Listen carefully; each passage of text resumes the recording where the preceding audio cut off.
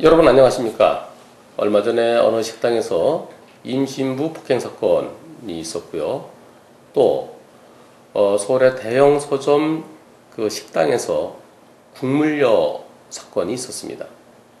두 사건 모두 다 처음에는 피해자 측에서 올린 인터넷 글 때문에 임신부의 배를 폭행했다고 그런 글이 올라와서 그 식당과 식당 종업원에 대해서 크게 비난하는 글들이 계속되었었고요. 그런데 나중에 보니까 경찰에서는 배를 폭행한 것은 아니다 이렇게 또 발표를 했어요. 그런데 피해자는 아니다, 폭행당했다.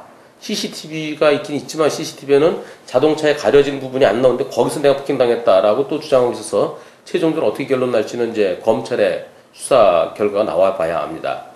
한편 국물녀 사건은 저도 한번 전에 얘기한 적이 있었는데요. 경우의 수는 세 가지라 그랬죠. 그 아이는 정상적으로 가는데 아주머니가 국물을 확 뒤집어 씌워서 그렇다면 100대 0인 사건이고요. 아주머니도 걷고 애도 걷고 서로 한눈 팔다 부딪혔다 그러면 그럼 쌍방과실이 될 거고요. 또는 아주머니는 국물을 또 잘 이렇게 돌아쓰는데 애가 그냥 갑자기 확 달려들어갖고 그 국물을 갖다 쏟게 된 거라 그러면 아이가 그것은 잘못한 것이고요. 세 경우 어디에 해당되는지는 모릅니다만은 쌍방과실이거나 아주머니 일방적 과실이라면 해갖고 형사처벌 문제나 또는 민사상 손해배상에 대한 설명을 드린 적이 있었는데요. 그런데 그 사건이 나중에 그 CCTV를 보니까 국물을 받아서 이렇게 돌아서는데 애가 막 그러다 쾅 부딪히고 그러고서 애가 또 막 뛰어가는 그런 장면이 나왔습니다. 그런 상황이라 그러면 그 아주머니한테 잘못이 있다고 보기는 어려워요. 국물 받아서 돌아서는 거 그것이 잘못이 아니죠. 돌아서는데 거기서 혹시 애가 뛰어주니까 오나 보고 돌아서는 그런 경우는 없거든요. 떴으면 이렇게 바로 돌아섭니다. 왼쪽으로 돌아설 수도 있고 오른쪽으로 돌아설 수도 있고.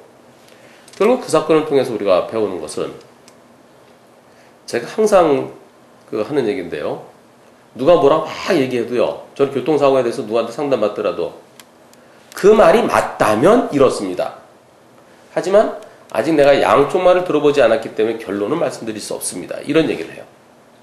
따라서 송사라는 것은 소송사건을 말하는 거죠. 소송사건에 있어서는 한쪽 말만 듣고서 결론을 내릴 수가 없습니다. 반드시 양쪽 말을 들어봐야만 그래야 누가 옳고 누가 그르고 누가 책임이 있는지 여부를 판단할 수 있다는 거죠.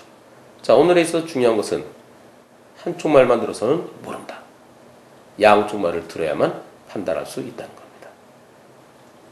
그래서 교통사고도 한쪽 말만 듣고서는 경찰관이 조사만 하고 다른 쪽 얘기가 나온 다음에 그 다음에 판단을 내리죠. 양쪽 말이 서로 팽팽할 때는 그런 증거를 보자 그러죠. 증거가 CCTV가 될 수도 있고 블랙박스가 될 수도 있고 목격자가 될 수도 있겠죠. 오늘은 여기까지입니다. 다음 시간에 다시 찾아뵙겠습니다. 고맙습니다.